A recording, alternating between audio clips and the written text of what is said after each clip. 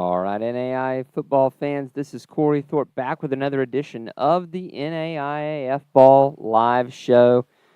Week 5 flag football edition. I've got with me, as always, Angelo Pontello. Angelo, did you get enough flag football last week? No, sir. There's no such thing as enough flag football. Too much flag football is not even in the vocabulary yet. So it was finally nice to just enjoy a weekend where you have the screens up and running of flag football games left, right, and center. Like, as flag football gurus, like, this was the ultimate heaven this past weekend to see not just flag football games in general, but great competitive games all throughout the country this weekend. Lots of exciting games, thrillers, storylines, you name it. But if you were looking for the perfect flag football weekend, this past weekend takes the cake. Absolutely. There were just so many games, whether it was, some JUCO squads with Florida Gateway going in there and getting it done in some cases, up to, some high heavyweight matchups going on there. But tell me, we had so many games. Who, out of the kind of the not the headliners, who do you think is really one of the big winners coming out of the Reinhardt Invitational? I mean, to be honest, it's like the heavy hitters, as you just called them, were the winners. But if there was anybody else, like, I didn't see anybody that was that impressive, like in the middle tier range compared to the teams that you anticipated not doing so well. If anything, Corey, there's probably been more disappointments and shockers than there was actually things that impressed overall, if we're going to get down to that bottom line. But in terms of the teams that did what they were supposed to do, there was those impressions and there was those expectations that were met. But as far as the other teams, I didn't see any other teams that really, stood out or that, really made a charge or a push the way we thought it was going to be. But nevertheless, this was something where the teams that we thought were going to win, they won. There was at least one or two teams that a little bit of disappointment involved in happening, but the other teams as well, I thought we were going to maybe see an upset or two from some of the younger teams, but again, new experiences for everybody. Everybody's still trying to find their flow, and it didn't necessarily pan out to be the expectations that we thought from an underdog perspective were going to happen. I will say Weber coming in, being kind of shaky, coming in, getting 2 wins in back-to-back days there, even though, yes, it is Reinhardt and its point. Maybe that establishes a little bit of rhythm for the Warriors going forward. They've got a couple of games this week that they can definitely build some momentum going into the end of March, beginning of April, and start to make a run maybe into up to Atlanta. Maybe it starts here at Reinhardt.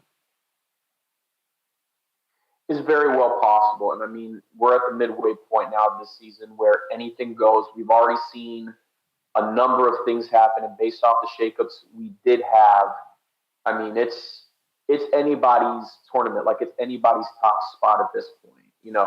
Speaking specifically in the Sun Conference, but at the same time, from what we thought was there was going to be, an ultimate superior de facto as of this weekend, we learned a lot of things in this Reinhardt tournament, and this is why it's nice to have these type of invitationals, because it truly is a culmination of what the flag football realm is like in NAIA flag this season, as well as the benchmarks, the tests, seeing where everybody's at. It's kind of like a preview heading into what we anticipate to be a great tournament in Atlanta. Well, I know one thing for certain is that the loser of the tournament, especially as compared to expectations, was quite apparent, unfortunately. We said at the beginning of the season that the only folks who could beat Ottawa were themselves, and unfortunately, they did a number on themselves this weekend. It started off with a 13-7 loss to the hands of St. Thomas, and the Bobcats. It's a one-score game, but they get it done. Corey, as shocking as Ottawa's overall play was at Reinhardt, it's not, at least to me anyways, I don't find this surprising one bit, because this isn't the first time we've seen that midseason slump from the Braves. And like we talked about last week too with Ottawa, there was the potential for something like this happening. Now, did I think that we're going to lose all 3 games? Absolutely not. That is still a shocker within itself, because I still would have expected them to at least take a win either against St. Thomas or Thomas for that matter. Like I said before last week, the best shot out of all those 3 teams was Kaiser, and clearly they did a number on the Braves. But at the same time, for St. Thomas and Thomas, it's one of those games where, they played hard, they fought hard, and for the Braves side of things, there's a lot that they looked at for the spring. And I know we'll talk about a little bit more down the road in the show, but, when you got players that are playing different positions, I mean, that spring tournament was an opportunity to see some of the players that we usually don't see in those set positions play different positions and see how they fared out. Mando Scalisi was taking snaps predominantly with some of these games. You got Addie Osborne, who was playing that corner. Alyssa Linkus was on and off at slot receiver. I think there might have been one play that she actually was an outside receiver at one point in one of the plays out of the 3 games that they were playing. But all in all, you got players that either A, are not playing their normal positions, or B, we're seeing a little more reserves getting some action in the game, because this is their opportunity to get some serious experience and against higher level competition. So to circle it all back around to say what I'm saying in terms of not surprised, we've seen this a little bit beforehand. 2 years ago with Ottawa, when they went down to Batson Park and they played Warner, Weber, and Thomas. Thomas surprised the world and beat Ottawa 19-7, followed by a Weber International game that the Warriors blanked the Braves, the only time the Braves were ever shut out in program history. And part of that, too, was because of the funk, the midseason funk, out of shape. Ottawa clearly wasn't playing their best. But, moving forward, I expect Ottawa to finish the regular season 13-3. This is why they have that spring break games, is an opportunity to see how things are, a benchmark, a test. But at the same time, it's only up and up for Ottawa here. Yeah, absolutely. And especially the game against Kaiser. I mean, 13-7, 24-12, but man, 33-6 is a that's a buck kicking up, down, and sideways. And I think you might have caught it on Twitter, Corey, but I made a mention of it right after the game. This is the most ever given up in program history. The second time they were mercy ruled. The second time where we see a team, or not second time, but the second lowest point total for Ottawa that they've captured in program history. Kaiser played phenomenal. It was a huge statement. The Seahawks letting everybody know their case. If there is supposed to be a new dog in town to go after, it's the Navy, the light blue from West Palm Beach. And it shows, because you look at some of the players from that team that have really stepped up. I thought Hernandez Silva had an excellent game.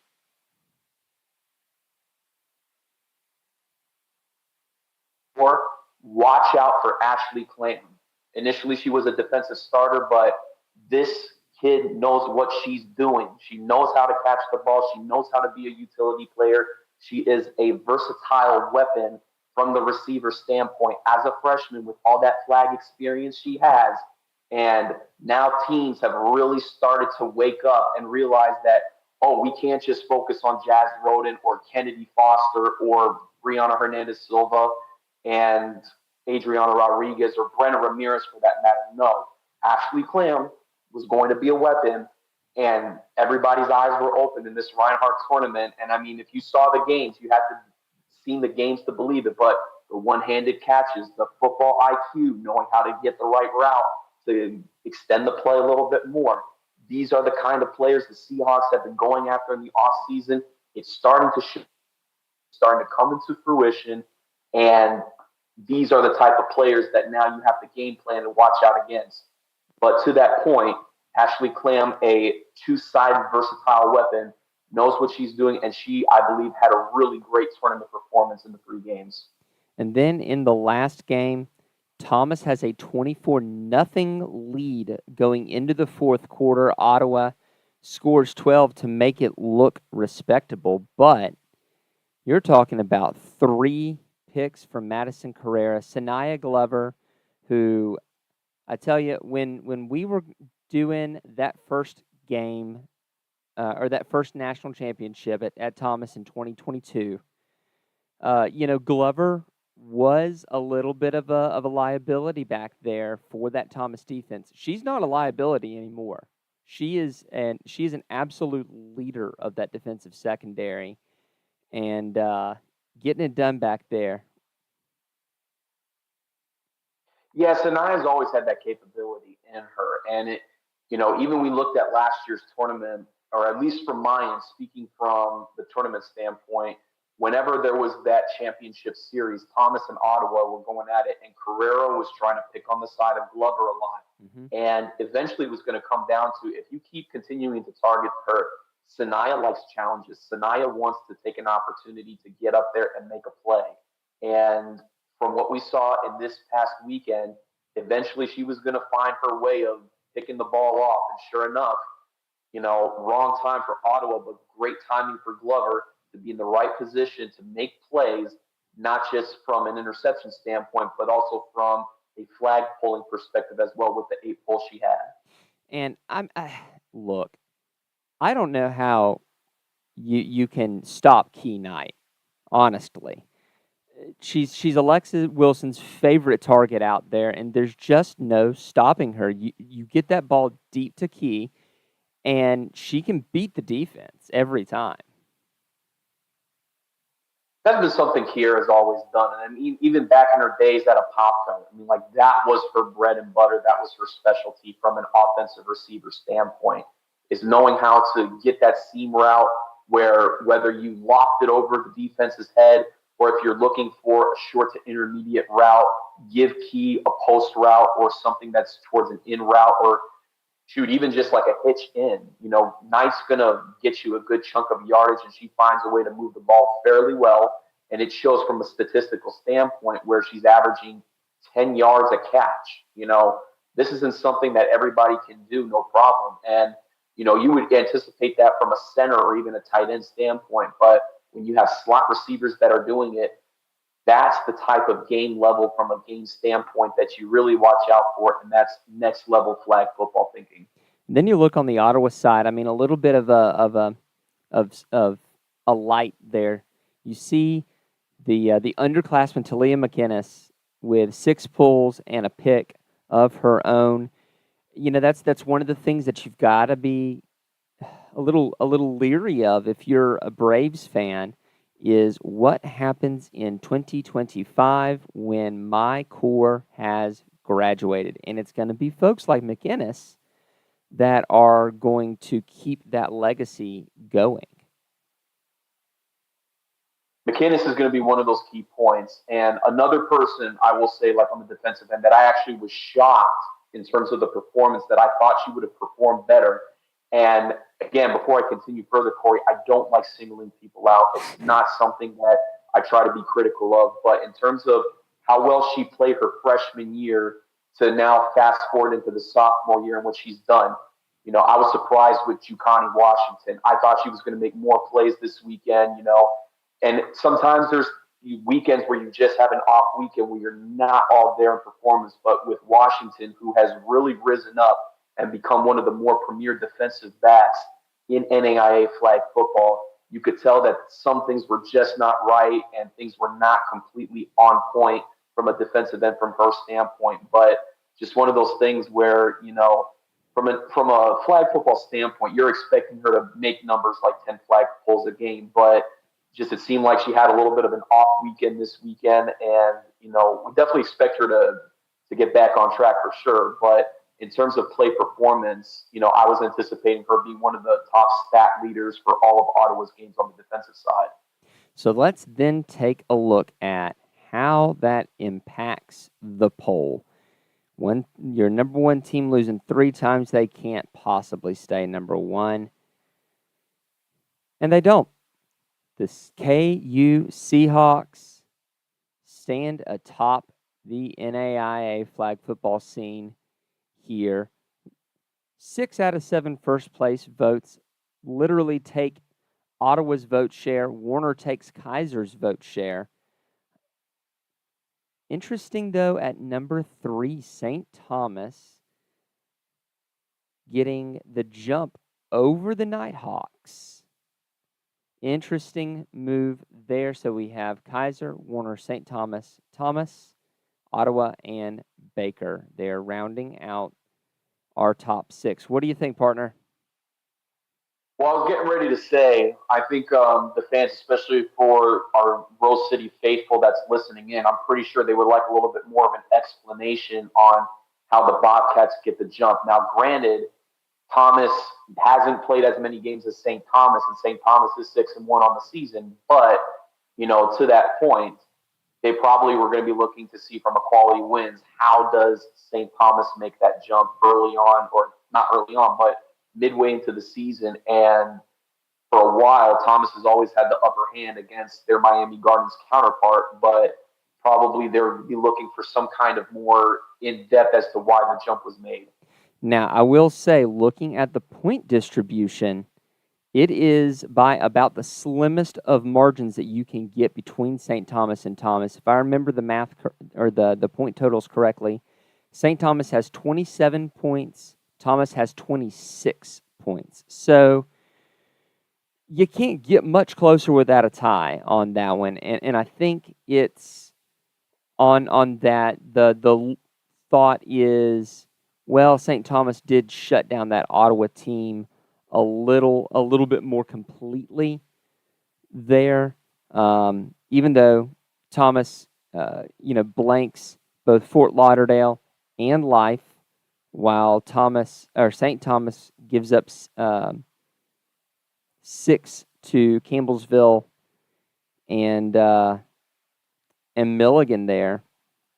But I mean, it's one of those things that I think that it'll settle itself.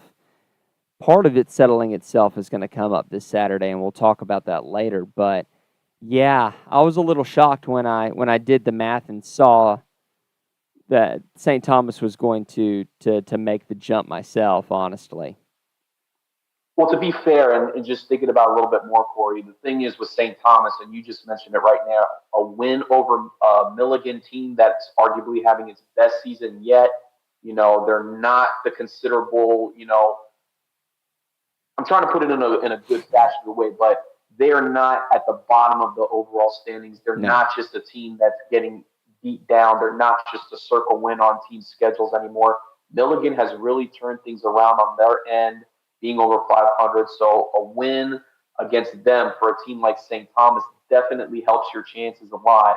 But again, to your point, you look at the overall competitive play and the opponents that were being played. And for Thomas, when you're playing a struggling Life team right now that is just hitting a slump, plus Fort Lauderdale, it doesn't do you any favors in terms of the quality of wins and how things are being projected. Because right now, outside of Ottawa, the only other team you've played so far that's currently worth looking at from a schedule perspective would be the loss to Warner. Yep. Because even then with Weber's situation, it's like you always want to look at Weber as a quality win, just again with what Jeff Molesky does in his program. But when you look at the reality standpoint of it from just the realist view, for want of a better word, it's tough to try to argue that case. And especially when you look at Weber already this season in terms of what they've done and how they've performed. I mean, it's still middle of the season, but you think about what they've done and how they put games together. And at the end of the day, this is a team that has usually balanced out overall to be a 500 team. So you look at a team that's been historically 500 in its program history versus a resurging Milligan team. From a quality standpoint, a quality strength of wins, whatever you want to call it, that's going to give the favor to St. Thomas. And until that matchup happens between Thomas and St. Thomas and Thomasville next month, St. Thomas is going to get the upper hand according to the overall strength and the better quality of wins. Yeah, and one note, we will definitely see some movement in the poll next week as Baker has dropped their game yesterday, playing on Sunday, an 18-0 loss to Midland. Again, our poll goes from Sunday to Saturday, and so even though we're debuting it on a Monday and we have games that have taken place on a Sunday, those are not included in that calculation. So we will be back after just a second, after a word from our friends from AdCraft.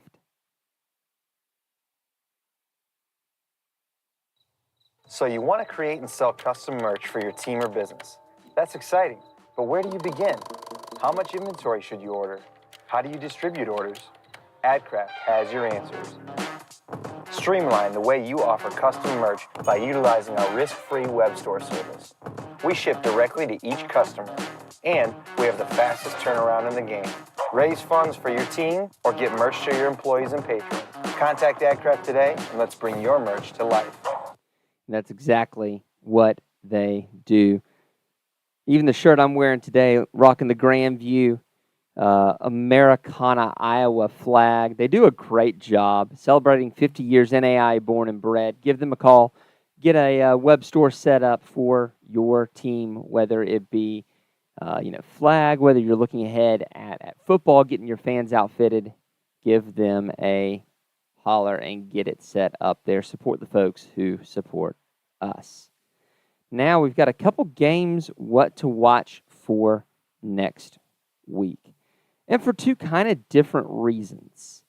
First of all, you've got a game that really should be a trophy game at some point, which is, you've got the Royals, who are Lions, against the Florida Memorial Lions. But, the big deal here is this is going to be Warner's first game in effectively a month. Mm-hmm. How rusty are the Royals at this point? Can they shake the rust off? Florida Memorial has had a struggling season thus far, but can they maybe take it to Warner there in Miami? Cory, we said this after Warner defeated St. Thomas and they were heading into that long break. It was going to happen where there was going to be a month of no games. We've gone through that now. And the question is, how prepared are the Royals to continue what has been so far a great historical season for the Royals? And, you call this like a trophy game, but I almost think of this as a potential trap game here for the Royals, because when you're coming off, it could go two ways. One, you can treat this as your second season opener and you have a month to prepare and you go back to the fundamentals and you go back to the basics to make sure that everybody's got what they need done and they're taking care of the basic fundamental foundational pieces of flag pulling, passing, a little bit of punting, just catching, flag pulling, the whole 9 yards. Or do you ride on the momentum, just continuing to go with practicing once a week and just making sure everybody knows what they're doing, knowing that you look at this as just another game on the schedule? Meanwhile, for Florida Memorial's end, yes, they're struggling, but at the same time, as we've seen this past weekend with the Reinhardt tournament, it just takes any certain night, momentum, just finding the right mojo, just one player getting the right piece in place, for want of a better word. I mean, anything can happen. I mean, regardless of who's expected to win and what the case and the circumstances is like, Florida Memorial can be a team that can ruffle some feathers a little bit. And, from off the top of mind, one quick example I think of is you look at 2 years ago when they played Thomas University and they were in the Rose City. They kept up with them, and that game almost was an upset for Flomo because they had a 6-0 lead. Thomas came back and got the extra point. And then I believe Flomo had two opportunities to try to go down for a game-winning score and almost could have pulled off an upset heard around the world. So to that effect, they have it in them. But for Warner, it's making sure now that they're on this situation where this is a game for them to lose, They need to stay focused. They need to continue trusting the process that they're doing. Head coach Tim Mims has done a beyond exemplary job. I kind of feel like he's got the Dan Campbell vibes a little bit if we're talking NFL Detroit Lions with what he's done. I mean, the biggest difference, though, is Tim's been with the program since the beginning versus Dan Campbell, who started turning things around fairly quick. But at the same time, it's finding the right system, finding the right players in place that everything starts to gel together. And that's what we saw with the first 3 games. Again, with an extra month, does it become a hindrance or does it become the boost that Warner really needs to make a serious run to run the table in the Sun Conference? Either way, this week they've got 3 games, so you got to bounce back and quick. You have 3 games, they're early. Now you have 3 games in a week's time facing off against Florida Memorial, Milligan, and Point. And then the one that no matter what happens, we will probably get some poll movement off of. Can the Seahawks shake the demons of the Nighthawks, a team that they have never beaten in program history? I know the folks at Kaiser just love it every time I say that. They give me the most darling smiles. This one's in West Palm Beach. Can the Seahawks snap the streak? I think if there's no lightning delays, I think they got a shot. But it's no. But in all seriousness, though, I mean, we talked about this matchup, like especially preseason, and it really does come down to a number of factors. I mean, for one, Chelsea Palmer has said it before about Kaiser's defense, but their base defense has always been one-dimensional. It's been somewhat predictable, where if you have the right offense to scheme against it, you can still find yourself making big plays against the Seahawks, especially in intermediate to deep plays. But on the flip side, too, you have more weapons. Again, you got Ashley Clam in the secondary, and that's a huge boost for them. Adriana Cavalotti's always been able to hold her own. You got Maria Vega, Emma Wagenman. If she's healthy, she's always made a great impact for the Kaiser defense from a rushing standpoint. So, I mean, it's from a defensive standpoint, it's going to be a challenge. Now, with that said, you look at Thomas's offense in the past, and we look at names like Britt Delva, we look at names like Kiana Cole and Alexa Wilson, and they've always found a way to keep the offense moving and just constantly getting yards downfield. This year, again, you don't have Delva, but you have the other offensive weapons to try to step up. Aaliyah Wood, to try to make some kind of points off of it. And, of course, a Cole Scott combo that has been lethal, and the way this defense runs. I mean, most of the scores we even look at last year's tournament, where all 3 of Thomas's scores were Kiana Cole bootlegs to the end zone. So, to that point, if Kaiser's defense can modify themselves a little bit and watch out and take the middle away from the Nighthawk offense, that's going to help them tremendously. Now, on the Thomas defense versus Kaiser offensive standpoint, again, Kaiser's putting all their eggs in one basket this year. The moves they've made, the transactions, the transfers that have came in, this is all to win the national title in 2024. You're using Hernandez Silva's last year's eligibility, both Jazz Roden and Kennedy Foster in their final years. They now have weapons that they can work with. Kaiser's offense, again, like we said before, receivers better than ever. You're coming off a 33-6 win against the 3-time defending national championship or the champions. And then, of course, you got Fort Lauderdale as that warm-up game on Thursday before the Saturday matchup. I mean, if you want to talk about every possible way to prepare yourself the best way you can against a team you haven't won ever, I mean, I don't know how better else you can be set up to be as well prepared as you possibly can be. Hey, Angelo. I mean, we'll see what happens Saturday, but if Kaiser doesn't find a way to beat Thomas in this game, then we might seriously need to be looking at maybe Thomas has some kind of extra, voodoo hold over the Seahawks. And that's not not a lot of times do you hear Thomas's name brought up as a team that is constantly dominant against one specific team in any NAIA sport, let alone just the one in flag football. But so far, they've, again, 6-0 overall in the series. And then if they can make it 7 straight wins against a prominent program like the Seahawks, watch out NAIA. Hey, Angela. There's a 35% chance of scattered thunderstorms at kickoff on Saturday in West Palm Beach. I wonder if the officials are going to try to find a way to keep the game moving, or if they're going to try to play, even if there's thunderstorms within 5 miles of the multi-purpose field, if they're still going to try to play it. Like, if there's 2 minutes left in the game, I say try to roll with it and just keep it going. But, of course, if player safety, man.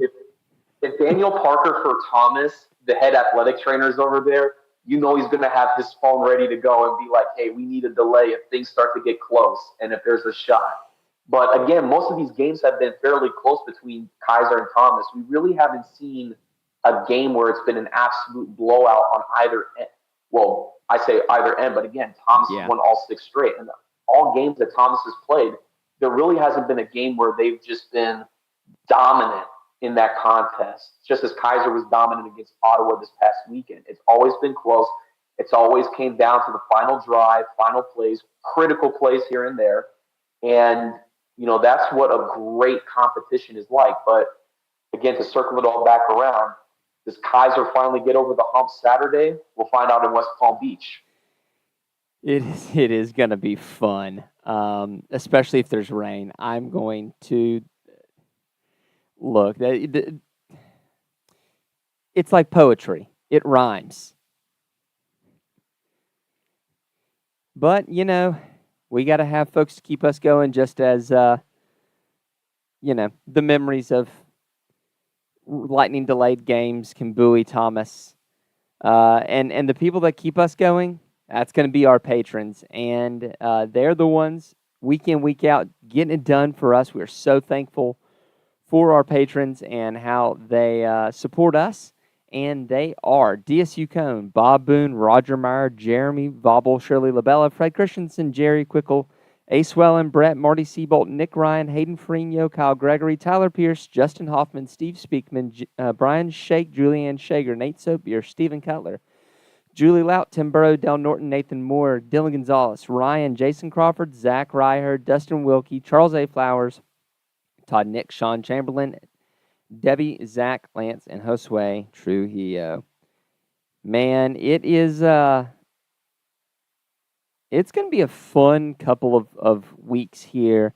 You know, just I'm prepped about 2 weeks ahead here on my schedule. Wednesday is going to be a great day. Got 4 games. We've got 5 games on Thursday. Even if they're not big headlining games, you know, you've got theoretically Midland versus Graceland, and you know, at some point Graceland's got to play a game. Weber versus Milligan actually might be a really fun contest to watch. Florida Memorial Life might be a really fun one to watch. You've got 5 games on Saturday: Weber Point, Cotty Bethel, Florida Memorial Reinhardt, aside from Kaiser Thomas. Got a lot of fun stuff coming up this week. And then on Sunday, Ottawa, Kansas Wesleyan. The rivalry renews between 2 schools that hate each other in every sport, including flag football. Yeah, I mean, like, there's a reason why, from a schedule standpoint, from the conference office, the KCAC has those matchups set up as the mid-season to last game of the season for both the Coyotes and the Braves, is because of the kind of momentum it brings for both sides, and just, you know, how it shakes out for Kansas Wesleyan as well, to make sure that they're getting a good, strong quality opponent to build up to. But, I mean, again, another opportunity where, you know, if Iwata is continuing to be on the rise and she can hit the right peak, that might be an opportunity for Kansas Wesleyan to maybe even take one away from a Braves team that's coming off of an 0-3 performance in Reinhardt. Let's not get crazy. Not at all, but I mean, Hey, anything goes in flag, my friend. it could happen. It's like those old McDonald's commercials. Oh man, I know one thing. It has been too long since I've been up to Thomasville. It's been about a month since there's been a home game up there, and it's going to be another basically 2 weeks from now until I get back. I'm looking forward to welcoming Reinhardt and Point and actually getting to see some teams that I've never actually gotten to see in person play before. Well, Coach Palmer's always been about being a road warrior and exploring the world as much as they can because Thomas is actually more about road trips than they are at home. There's nothing wrong with playing at home by any means. In fact, the more home games for most teams, the better because it cuts back on costs and it saves you a little bit of money. But in terms of football in the Rose City, I mean, it felt like the first few seasons for Thomas, they've tried to get as many home games as they could on the schedule. Now they want to go out, they want to explore, they want to make sure that whatever it takes to play as many good teams as they can, they're willing to make those road trips happen. Not a lot of teams are always up for that, where if they can't make the road trip happen, then they're content with playing a conference slate as their regular season. But I mean, like you even think about, like you mentioned, Corey, in the next few weeks, traveling to West Palm Beach, and then you're going back up to Kentucky to play Campbellsville and Milligan, and then you'll get another, exhibition game in a matter of speaking with Bryan and Stratton there. So I mean, you get the right competition, the right experiences, but it's also about the memories you make as well from going through all these road trips. And while again, it seems like with 4 home games left that they have on the schedule, at the same time, it's, what are they doing to build together? Because again, with all those road trips, you get yourself theoretically prepared for Atlanta, which is a road trip within itself, even though it's at a neutral site. And interestingly, the thing that I've noticed about Thomas is that their uh, their last 4 home games are back-to-back days, almost like you're getting ready for almost a Sun Conference tournament kind of style and a mindset there, where you've got Reinhardt and Point on the 28th and 29th of March, and then at home versus St. Thomas and versus Florida Memorial on back-to-back days. Now, they may not host the Sun Conference tournament this year. You gotta root for a couple losses from Warner. A couple losses. Try beating Kaiser. Try beating Well, that's Kaiser true for too. a 7th straight time first, and then you can start thinking about if Warner's going to drop a couple of games or not. Because right now, you look at Warner's remaining schedule, and they're basically running the table until their game against the Seahawks in the final game of the regular season. I think the only team in that stretch that might have a shot against the Royals would be Weber, truthfully. Yeah, I Because you think look you're at right. what they did. Yeah, well, I was going to say, you look at the way their schedule ran. They took care of 2 of the 3 top powers in the Sun Conference early on to get to 3-0. That's your biggest hurdle. You get them out of the way, it makes it a whole lot easier, and you have a little more cushion room in terms of you have a little more affordability to make a few mistakes here and there, but still find ways to come away with the victories. You're not in any pressure. You're at the top spot right now, and while you're in the driver's seat at the moment, it's not like you have 3 or 4 other teams that are right on top of you either. Tell you what, Warner hit the Sun jackpot, getting Life twice and Florida Memorial twice. That is extremely fortuitous conference scheduling. Well, to be fair though, Corey, with those games though, with Florida Memorial and Life, you got to remember too that some of these are considered non-conference games, and not very often do we see early Sun Conference matchups out of the gate. I know Thomas is a big proponent of having a couple of Sun Conference games right out of the gate for their scheduling, but sometimes in terms of just plays and just respecting a 1-1, you'll have one that's a designated non-conference game, and then the other one, the second one, usually results as the conference game that they play and that they really focus on. Strangely, Warner's own website shows 3-0, 3-0. So they are counting. I mean, obviously you count Thomas and St. Thomas, but they are counting that Florida Memorial win as a conference win. That's interesting because I thought that would have been their Yeah, 100%. maybe their first game is the one that's the Sun Conference one, and then when they play them a second time around, it's more like a grudge match exhibition deal. You're generally correct. Usually it's your first matchup that's considered. Now, you could do kind of like the Frontier does in conventional football, and the Frontier Conference traditionally has played teams twice, and both of them are conference matchups. So you could be going that way with a couple of repeats. I was going to say, I think that might be a conversation for one of our partners, Dustin Wilkie, just to confirm on that, because I believe in the schedule, everybody plays each other once. I don't think there's a duplicate schedule. So that might be more or less on the schools just assuming that it's a Sun Conference opponent, and they just slap on the Sun Conference logo on there because it's a conference opponent.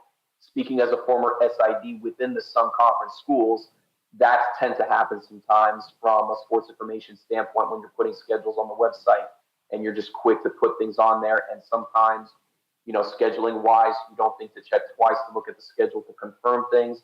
I mean, it happens at times. I mean, I know that I've done it once or twice in my career, but at the same time, too, generally, I think it's something where you have to go back to the Sun Conference and confirm, because everybody should only, from a Sun Conference scheduling standpoint, you only get one conference game against one opponent. So, again, to have one or twice on the schedule for Flomo, I think one of those games should be considered a non-conference and the other one's the actual conference game. But that's something we can definitely confirm with in their conference office. Hey, as long as you don't count the community college games as wins or losses, I mean, For the most part, Corey, and again, using my SID noggin here, most schools get it. They understand it. They apply it. But, there's times where, there's, from the SID standpoint, not a lot of people know about the countable rules. They don't know about what's considered to be accountable gains, stats, everything else, regardless if it's a win or loss. And they look at it as, oh, here I am, with this great big wins. But it's like, and personally, it's like if you're going to play at a JUCO school, you might as well schedule your local high school in the mix as well. Because, again, part of the reason why JUCO schools are not countable to NAIA opponents is the disadvantage that there is there. You got young students that are just coming out of high school, like post-grad levels, compared to against four-year universities that have stronger opponents, more advantages. They have more time to experience and get into their prime. But apparently Gateway seems to be the exception, because it doesn't matter which NAIA school they're playing, they're finding ways to get wins. But maybe that's something that Gateway should consider, as maybe potentially moving up to be a four-year university. I mean, you never know. I mean, they got the 4 sports. They probably need to do some work here and there. But, Gateway is coming into their own a little bit here. No, but either way, joke. I mean, strong competition, and it's a quality game to play regardless. But to that end, it's like, you'll still have your few schools that are still trying to understand the ruling and stuff. But at the same time, as long as that doesn't get factored in overall in terms of what the actual statistical piece is, then, for the most part, you're doing what you're doing. And again, I'd say 96, 97% of the NAIA flag football team schools, they understand that.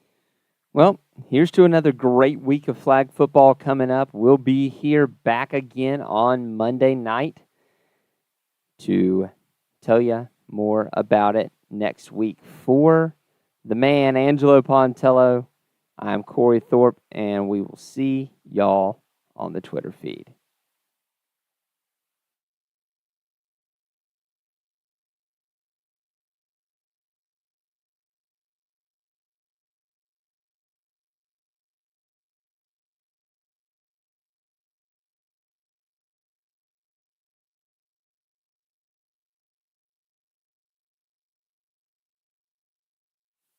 Yep, there we go. Nicely done.